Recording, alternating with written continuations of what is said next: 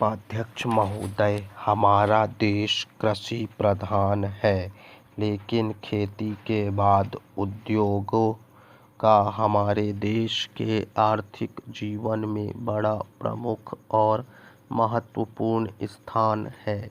आज़ादी के बाद देश में बड़े-बड़े और मौलिक उद्योग धंधे खड़े किए गए हैं, जिनकी बहुत आवश्यकता थी। उस दिशा में अच्छा प्रयास किया गया है और उसमें बड़ी सफलता भी मिली है, लेकिन जहाँ बड़े-बड़े उद्योग धंधे खड़े हुए, वहाँ छोटे-छोटे उद्योग धंधे की, खास तौर से उन उद्योग धंधों की जो देश में परंपरा से चले आ रहे थे, बड़ी उपेक्षा हुई। बहुत से उद्योग धंधे अपने पुराने ढंग से चले आ रहे हैं, उनमें कोई नया परिवर्तन नहीं लाया जा सकता है, उनका कोई विकास नहीं हो सका है। देश की स्थिति को देखते हुए, खास तौर से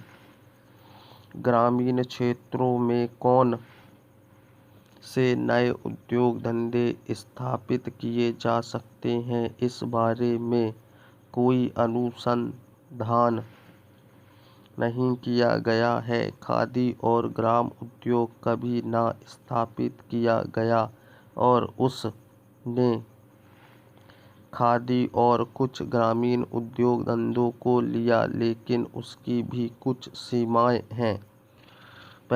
बहुत से उद्योग धंधे ऐसे हैं जिनको प्रोत्साहन दिया जाना चाहिए था, लेकिन प्रोत्साहन देना तो दूर रहा, ऐसी नीति अपनाई गई कि उनके काम में बाधा पैदा हुई और उनमें से बहुत से टूट गए। इसका परिणाम यह हुआ कि एक तरफ तो हमने दिखाने के लिए बड़े-बड़े कल कारखाने खड़े किए हैं, लेकिन दूसरी तरफ बेकारों की संख्या बढ़ती गई है।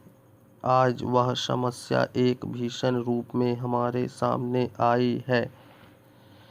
यदि हम छोटे-छोटे उद्योग धंधों को, खास तौर से कृषि से संबंधित उद्योग धंधों को, बड़े-बड़े शहरों में नहीं, दूर-दूर ग्रामीण क्षेत्रों में नहीं फैलाते हैं, तो इसको दो दुष्परिणाम होंगे। एक तो उद्योग का केंद्रीकरण होगा और दूसरे शहरों की आबादी बढ़ेगी, जिससे अनेक जटिल समस्याएं पैदा होंगी। इससे हर एक आदमी को काम नहीं मिलेगा और हमारे जो पुराने उद्योग धंधे जीवन से संबंधित सामग्रियां तैयार करते हैं, उन पर बुरा असर पड़ेगा। लेकिन सरकार की ऐसी नीति रही है कि उनमें से बहुत से उद्योग धंधे समाप्त होते जा रहे हैं, जिसका नतीजा यह है कि इस उद्योग में लगे हुए आदमी बेकार हो रहे हैं। मैं चाहूँगा कि सरकार ऐसे उद्योग धंधों को अधिक से अधिक प्रोत्साहन देने का